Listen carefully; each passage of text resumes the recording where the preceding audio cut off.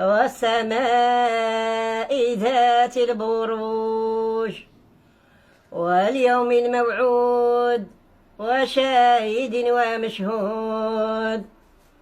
قتل أصحاب الأخدود النار ذات الوقود إذ هم عليها قعود وهم على ما يفعلون بالمؤمنين شهود.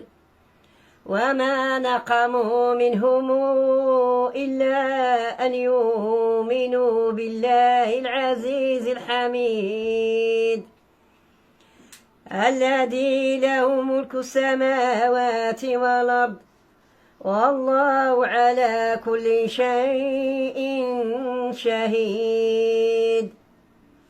إن الذين فتنوا المؤمنين والمؤمنات ثم لم يتوبوا فلهم عذاب جهنم ولهم عذاب الحريق.